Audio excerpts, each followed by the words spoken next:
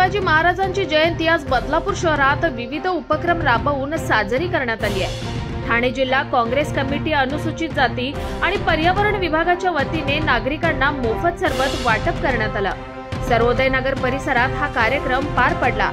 अनुसूचित जाती विभागाचे अध्यक्ष भरत कारंडे, पर्यावरण विभागाचे अध्यक्ष प्रदीप रोकडे, शहर महासचिव अकबर खान, ब्लॉक काँग्रेस अध्यक्ष संजय जाधव, महिला शहराध्यक्षा आस्था मांजरेकर यांनी छत्रपती शिवाजी महाराजांना अभिवादन करून नागरिकांना सरबत वाटप केलं। उन्हाच्या काहिलीपासून दिलासा मिळावा यासाठी काँग्रेसच्या माध्यमातून हा उपक्रम राबवण्यात आला। यावेळी शहरातील 1000 पेक्षा जास्त नागरिकांना सरबत वाटप करण्यात आलं। यावेळी बदलापूर शहर ब्लॉक काँग्रेस कमिटीचे अध्यक्ष संजय जाधव यांच्यासह ठाणे जिल्हा युवक अध्यक्ष असगर खान, शहर युवक अध्यक्ष वैभव सदाफुले, वंचित बहुजन आघाडी ठाणे जिल्हा उपाध्यक्ष दत्ता गायकवाड आणि काँग्रेसचे पदाधिकारी उपस्थित होते। सर्वप्रथम छत्रपती शिवाजी महाराज यांच्या जयंतीनिमित्त मी आपणा सर्वांना आणि सर्व शहरवासियांना या जयंतीच्या हार्दिक शुभेच्छा देतो। छत्रपती शिवाजी महाराज यांचे संपूर्ण फक्त महाराष्ट्रातच नाहीत, संपूर्ण देशावरती फार मोठे उपकार आहेत। या देशामध्ये सर्वात प्रथम संविधान जे लागू केलं असेल लोकशाही मार्गाने तर छत्रपती शिवाजी महाराजांनी लागू केलेलं आहे। छत्रपती शिवाजी महाराजांचा आदर्श घेऊन डॉक्टर बाबासाहेब आंबेडकरांनी संविधान लिहिलेलं आहे आणि त्या छत्रपती शिवाजी महाराजांच्या आदर्शाने इथली राज्य व्यवस्था चालावी असा प्रयत्न आमचा सर्वांचा आहे।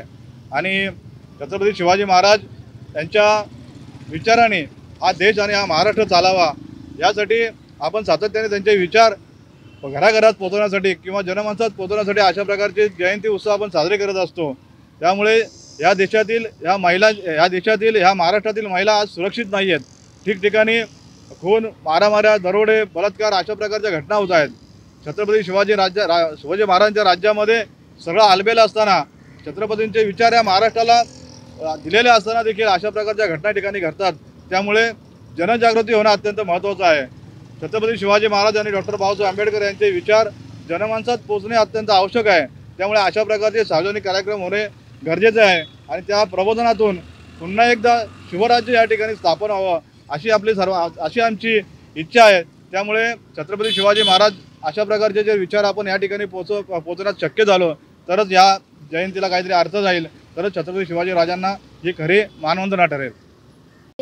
रयतेचा राजा जो होऊन गेला त्या रयतेचा राजाचं राज्य आजपर्यंत कसं टिकलेलं आहे असंच पूर्णपणे पुढे सुद्धा टिकावं असं मी सर्व जनतेला आवाहन करतो।